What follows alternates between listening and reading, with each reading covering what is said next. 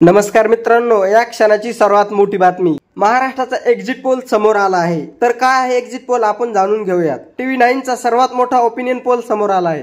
या ओपिनियन पोलनुसार महाराष्ट्रात मुख्यमंत्री एकनाथ शिंदे आणि उपमुख्यमंत्री अजित पवार यांना मोठा झटका बसण्याची शक्यता आहे।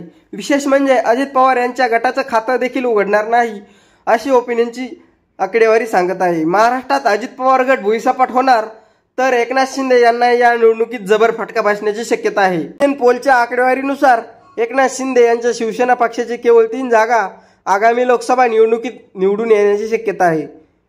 महाराष्ट्रात लोकसभेच्या एकूण 48 जागा आहेत।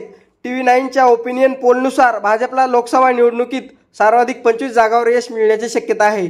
त्यापाठोपाठ शिवसेना उद्धव बाळासाहेब ठाकरे पक्षाला 10 जागांवर यश मिळण्याची शक्यता आहे। या निवडणुकीत एकनाथ शिंदे गटाला केवळ 3 जागांवर समाधान मानावं लागणार आहे, तर अजित पवार गटाला एकाही जागेवर यश मिळणार नाही असा दावा ओपिनियनच्या आकडेवारीनुसार करण्यात येतोय। महाराष्ट्रात एनडीएला 40.22% मतं मिळण्याची शक्यता आहे, तर इंडिया आघाडीला 40.97% मिळण्याची शक्यता आहे। विशेष म्हणजे संभाजीनगरची जागा महायुती जिंकू शकते, धुळे लोकसभेची जागा भाजप जिंकू शकते, लातूरची जागा काँग्रेस जिंकू शकते, तर मुंबई उत्तर लोकसभेतून निवडणुकीच्या मैदानात असलेले पियुष गोयल यांचा विजय होऊ शकतो, तर मावळमध्ये उद्धव ठाकरे गटाचा विजय होऊ शकतो। तसेच बारामतीची जागा शरद पवार गटाच्या सुप्रिया सुळे जिंकण्याची शक्यता आहे। तर तुम्हाला काय वाटतंय कमेंट बॉक्समध्ये नक्कीच कळवा। धन्यवाद। जय महाराष्ट्र।